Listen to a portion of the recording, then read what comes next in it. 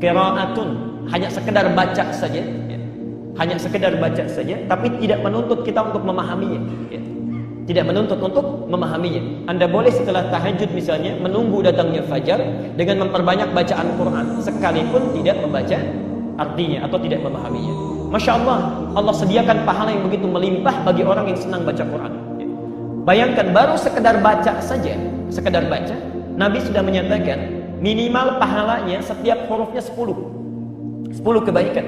At-Tirmidzi nomor hadis 2910. Man qara'a harfan min kitabillah, siapa yang baca itu satu huruf saja dari kitab Allah, satu huruf saja, falahu asyru hasanat, dia akan dapatkan 10 kebaikan. Walam aqul alif lam mim harfun, saya tidak mengatakan alif lam mim itu satu huruf, walakin alifun harfun, tapi alif satu huruf, lamun harfun, lam satu huruf, mimun harfun, mimnya satu huruf, walikulli harfin asyru hasanat, dan setiap hurufnya itu mendapatkan 10 kebaikan. Jadi kalau antum baca alif lam mim saja, sudah berapa didapatkan? 30, itu baru baca, belum memahami artinya. Masya Allah, baru baca saja. Dan berita baiknya, kalau ada orang berkata, ya Rasulullah, kalau saya masih belajar, masih terbata-bata bacaannya, hurufnya mengejanya masih susah, Masya Allah, hadisnya di kitab yang sama, nomor hadis 2920. Walladhi yatata'ta', adapun orang yang terbata-bata saat dia mulai belajar membaca, wa huwa syaqqun 'alaihi, sudah terbata-bata, sulit mengeja hurufnya.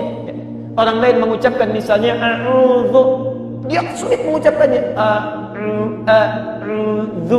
Masya Allah, falahu ajran, kata Nabi, orang ini minimal dapat 2 kali pahala orang yang lancar. 2 kali pahala, Masya Allah. Kalau tadi alif lam mim, yang lancar dapat berapa? 30. Yang enggak lancar misalnya dia ulang alif lam mim, dia ulang lagi alif lam mim, minimal dapat berapa? 60. Ustaz, kalau begitu saya enggak lancar aja bacanya, ya. Itu keliru, ya. Insyaallah. Itu maksudnya setiap kali dia mengulang dia dapat pahalanya. Ya, setiap mengulang tambah lagi, setiap mengulang tambah lagi. Jadi ibu dan bapak sekalian, kalau Nabi sudah menawarkan, antum enggak lancar saja, pahala dilipat gandakan. Pahala sudah digandakan, kebaikan diliputkan, belum tersentuh juga. Berapa lama lagi waktu yang dibutuhkan untuk memotivasi kita mau baca Quran? Ya.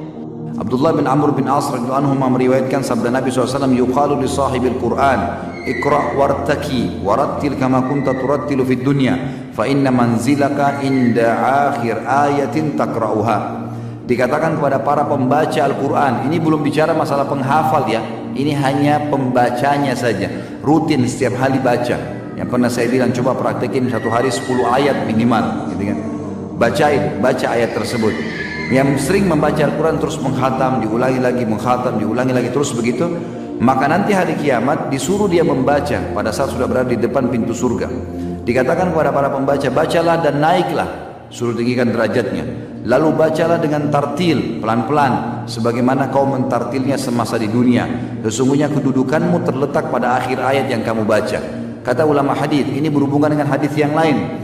Nanti ada riwayat juga menjelaskan kalau dia sudah sampai pada derajat surga Firdaus, dia terus ngaji nih, satu ayat mengangkat 1 derajat sampai dia tiba di surga tertinggi, diangkat terus sama Allah dengan tartil ayat yang dia bacakan. Begitu tiba di surga Firdaus yang paling tinggi, baru dikatakan, berhentilah, ini kedudukan kamu di akhir ayat yang kamu baca. Itu maksudnya. Jadi seringlah membaca teman-teman sekalian, baca Al-Quran, jangan biarkan waktu kosong. Bahkan saya pernah praktekkan dan berhasil. Lagi di lampu merah bisa baca Quran. Naik motor, bisa naik motor. Saya berapa kali naik motor, selalu kalau pagi talim naik motor, bisa buka program HP, lagi di lampu merah buka, baca Al-Quran.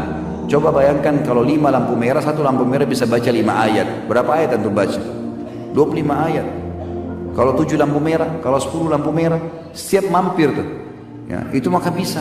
Daripada kita duduk lihat helmnya orang warna apa, mobil warna apa, lihat bajunya, ada manfaatnya. Baca Quran akhi, ya. Baca Quran, baca sesuatu yang bermanfaat. Dikatakan dalam riwayat yang lain, hadis riwayatkan oleh Al-Haythami dalam Majma' dan At-Tabarani juga dalam Al-Kabir dan Awsat, dan diriwayatkan hadis ini juga oleh Ahmad bin Hanbal, Yahya bin Ma'in, An-Nasai, semuanya mengatakan hadis ini hasan. Bahwasanya Fadl bin Ubaid dan Tamim ad-Dari radhiyallahu anhuma meriwayatkan dari Nabi SAW, barang siapa membaca 10 ayat dalam semalam, Al-Quran 10 ayat dalam semalam, maka dicatat untuknya 1 kintar. 1 kintar itu nilainya lebih baik daripada dunia dan seluruh isinya. dikasih padanya 1 kintor. 1 kintor ini nanti di akhirat dia dapat. Kalau dikasih, dia lebih suka daripada dunia semuanya dan seluruh isinya dikasih. Dengan manusianya, hewannya, segala macam hal. Pada hari kiamat, Rabbmu berfirman, bacalah dan naiklah pada tiap-tiap ayat. Jadi di sini makanya riwayat ini menguatkan riwayat tadi. Kalau sebenarnya bukan para penghafid, bukan hafid Quran ini punya derajat lain lagi. Derajat yang sangat luar biasa. Yang suka baca Quran aja nih. Lalu dikatakan setelah dikasih 1 kintor hadiah untuk dia. Lalu kemudian disuruh baca ayat-ayat yang biasa dia baca 10 ayat per hari itu. Dikatakan baca dan naiklah. Pada tiap-tiap ayat naik 1 derajat hingga berakhir pada akhir ayat yang dibacanya. Allah berfirman pada hamba tersebut, peganglah, bertahanlah. Hamba mengatakan dengan tangannya, ya Rabb, engkau lebih tahu. Maka dia berfirman, pada keabadian inilah, pada kenikmatan inilah. Jadi maksudnya disuruh berhenti, sudah berhenti baca. Dia tidak tahu dia sudah sampai derajat yang mana nih. Lalu dia mengatakan, ya Rabb, terserah kamu. Kalau suruh berhenti ya berhenti, kalau suruh baca ya baca. Ayat yang biasa dibaca di dunia. Jadi kalau makin sering khatam berarti makin banyak yang kita baca kan. Makin tinggi derajatnya. Sampai di derajat surga Firdaus dia tidak sadar. Lalu Allah mengatakan, disinilah keabadian, disinilah kenikmatan yang kau dapatkan. Maka masuk surga Firdaus hanya membaca 10 ayat per hari. Bayangin tadi kalau kayak kasus lampu merah, lagi antri mau bayar parkiran. Banyak kasus ini, banyak kasus. Antri mau wudhu, orang lagi antri 5 orang nunggu. Tak usah lihat orang gulung celana, orang pakai sendal apa, buka HP baca Quran. Sesuatu yang bermanfaat teman-teman. Jangan mulai sekarang harus ubah persepsi kita yang selalu malas-malasan nih. Karena kalau kita nggak paksain diri, nggak buatin program, kita nggak masuk dalam firman Allah. Walladzina jahadu fina lanahdiyannahum subulana. Orang yang berusaha menuju ke jalan-jalan kami, kami akan pandu ke jalan-jalan kami. Kata ulama tafsir, yang dimaksud dengan kami akan pandu ke jalan-jalan kami, kalau seseorang sudah memaksakan dirinya untuk masuk ke dalam sebuah program ibadah, nanti Allah akan buat dalam program itu, dalam ibadah itu banyak program yang lain. Seperti kasus seringnya dia baca Quran misalnya. Mungkin kalau antum belum pernah coba baca Quran deh. Antara azan dari koma coba baca Quran misalnya. Nanti kalau kita rutinkan, Allah akan mudahkan kita punya ide-ide baca Quran. Seperti tadi saya bilang, di lampu merah, lagi nunggu wudu, ada muncul ide di situ. 1000 program akan keluar nanti.